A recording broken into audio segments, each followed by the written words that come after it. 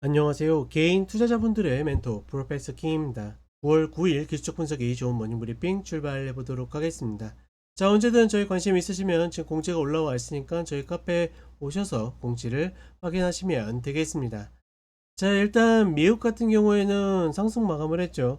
사실 상승을 할 만한 별 이슈가 없었음에도 불구하고 장전부터 예, 뜬금없이 들어 올리고 나서 그 자리에서 좀 마감을 하는, 그리고 본장에서도 상승을 했지만 사실상 상승의 모멘텀이 없었기 때문에 다시 좀 되밀리는 모습을 보여줬고, 하나 재밌는 거는 최근에 계속 이야기 드리죠. 미국 증시가 상승하면 계속 똑같은 이야기를 합니다. 왜냐면 특별한 이슈가 없으니까 금리 인하에 대한 기대감을 이야기하고 있는데, 이미 몇 주 전부터 9월에 원스텝 금리 인하는 이미 거의 90% 이상 반영이 돼 있고, 사실 비컨 얘기가 종종 나오고 있지만 힘들다. 다만 이제 연내에 한 번 더 할 것인가, 그게 문제인 거지. 사실상 그 정도까지 보이진 않음에도 불구하고 계속 상승만 하게 되면 금리 인하에 대한 핑계를 대고 있다. 하나 재밌는 거는 금리 인하로 인해서 오랜만에 장기채 금리도 좀 밀려 내리고 있는데, 덕분에 TMF가 좀 올라오고 있죠.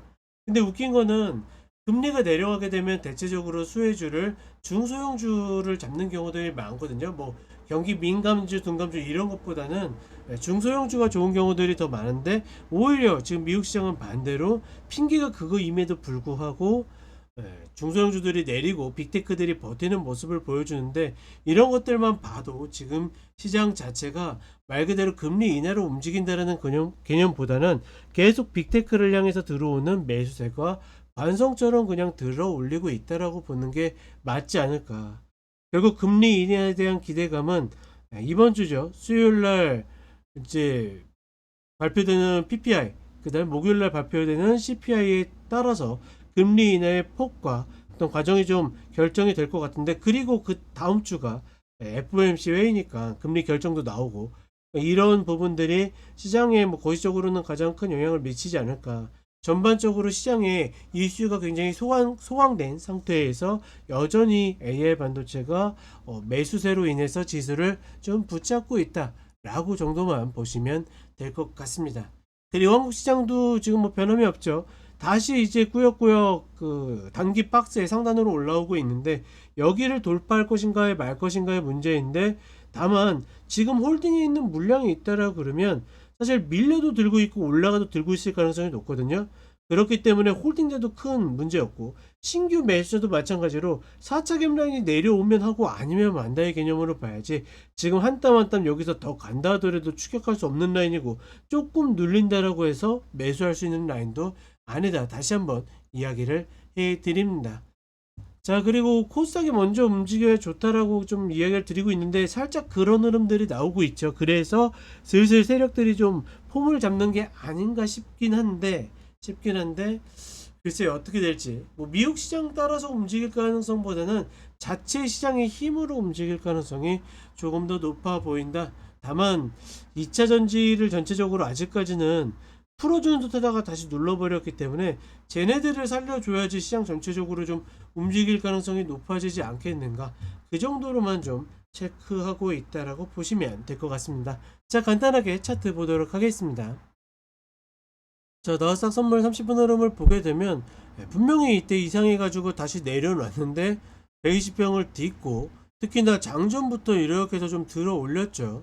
만약에 주말에 좋은 소식이 있다라고 하면 갭상승해야 되는데 그것도 아니고 보합권 출발해서 왔다 갔다 하다가 그리고서 별 이유 없이 올려보냈습니다. 그리고 장중에도 이렇게 올렸다 내려왔는데, 사실 미결제 약정이 어떤 움직임의 흐름을 확실하게 보여준다라 그러면 아 그렇구나라고 이해라도 하겠는데, 사실 이날 떨어지면서 미결제 약정이 오히려 늘어버렸어요. 그렇다 보니까 사실 많이 는 것도 아니고 저렇게 늘은 것이 매수로 늘었는지 매도로 늘었는지 알 수 없다 보니까 지금의 시장의 흐름도 어떤 힘의 균형으로 보기에도 참 어렵다. 따라서 그냥 기술적으로 단순하게 이해하고 넘어가는 것이 맞지 않겠는가 싶고, 어찌되었거나 덕분에 또다시 신고가를 넘어가고 있지만 지금 좋아서 올라가는 건 아니기 때문에, 즉 시장에 정말 시세를 끌어올릴 만한 호재가 있어서 올라간다라고 보긴 어렵기 때문에 여전히 이 박스권 고점을 돌파한다 하더라도 또다시 내려오는 그런 흐름을 유지할 가능성이 조금 더 높아 보인다라고 보고 있습니다.